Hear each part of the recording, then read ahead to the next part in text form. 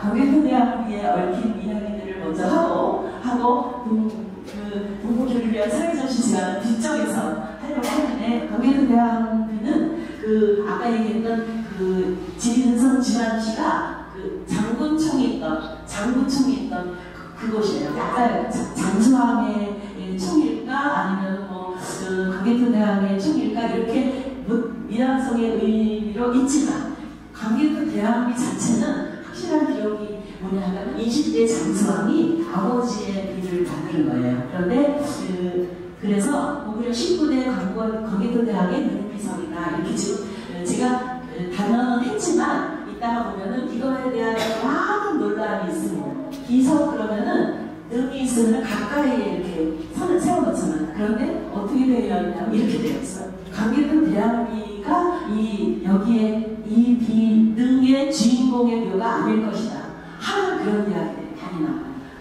왕릉비라 그러면은 무덤의 주인공인 강계토대왕의 신상에 앞서서 시조의 출자와 함께 고구려의 건국 과정을 주로 소개하는 점, 이후 또 2대 유류왕과 3대 주류왕까지 밝힌 뒤 일반적인 묘비의 관례로는 당연히 들어가야 할 무덤의 주인공인 조부와 아버지 부의 직계 존속의 세계를 전혀 밝히지 않은 점, 이런 여러 가지 사례사적으로는 강계토대왕비가 아주 아까 말씀드렸지만 웅장하고 느낌이 고구려인의 대륙을 향한 용맹스러운 기상을 느낄 수 있는 그런 이 비가 특히 서체에서 그 당시에 중국에가 없는, 지금도 중국에 존재하지 않는 유일한 서체가 강계토대왕비 호태왕비예요. 전설에서 예서가 파생될 때에 생겼던 형태가 뭐냐면 현책이라 해가지고 꼬리가 생겨요. 그런데 강계토대왕비에서는 꼬리가 생략된 예서의 형태예요.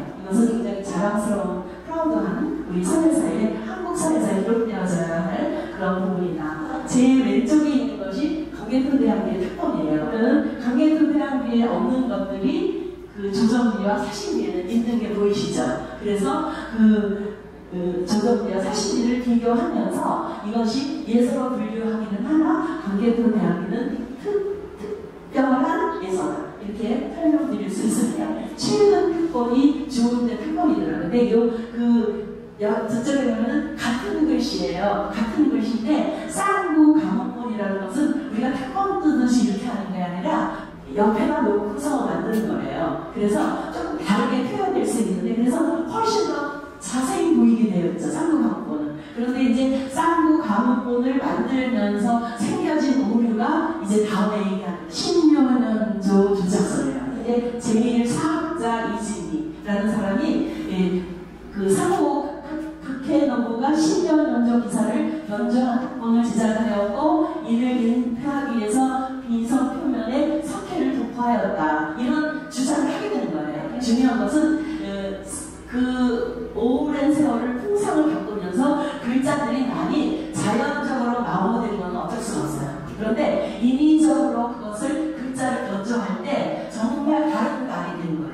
한 3일 전에 글씨 21이라는 거기에서 이게 나왔어요. 뭐라고 나왔냐면, 강계토대왕비 10년 연적 원서 특본 글자 대결로 임나 일본 부설의 정결 가능성을 이렇게 하고 기사가 나온 거예요. 장문식 선생이라는 분이 이거를 이제 공부를 했는데, 바다 해자, 여기 일본이 석회로 조작한 바다 해자, 여기서 보면 바다 해자가 있는데, 바다 해자를 뭐로 바꾸냐면 남명남자로 바꾸는 거예요. 이런 조선적 미술가들이 와서 이렇게 활동하고 있는 것들을 봤어요. 이 모습들은 그냥 한국 전시나 비슷해요.